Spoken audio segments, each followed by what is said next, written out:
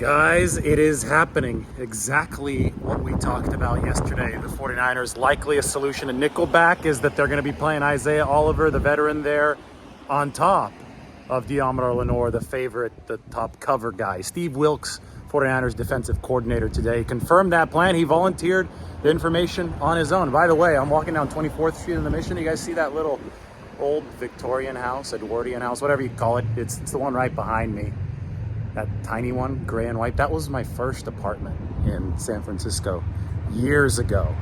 We were forced out by an electrical fire, but that's a story for another day. Steve Wilks, 49ers defensive coordinator today, said that they signed Isaiah Oliver for a reason, which is the reason we've been talking about all along, that he's big and strong, especially relative to other nickelbacks, and he can cover tight ends, and he can cover some of the big slot receivers that have taken over the National Football League lately. And Steve Wilks even said that, Isaiah Lenoir is not a guy that I want to put on a tight end. 12 personnel on the other side, which means one wide receiver, two tight ends. 49ers might still want to use the nickel package against 12 personnel because people are passing out of 12 personnel. So expect Isaiah Oliver to be covering tight ends. Expect somebody like Isaiah Lenoir, if he does indeed win that nickel spot, to be covering the smaller slot receivers. It's basically defensive adaptability for the 49ers. Remember, Isaiah Oliver, 205, 210.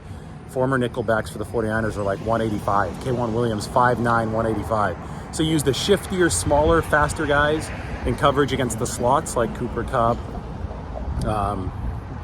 Tyler Lockett from the Seahawks, Kupp from the Rams. You got to be able to cover those guys, but you also have to be able to body up the tight ends.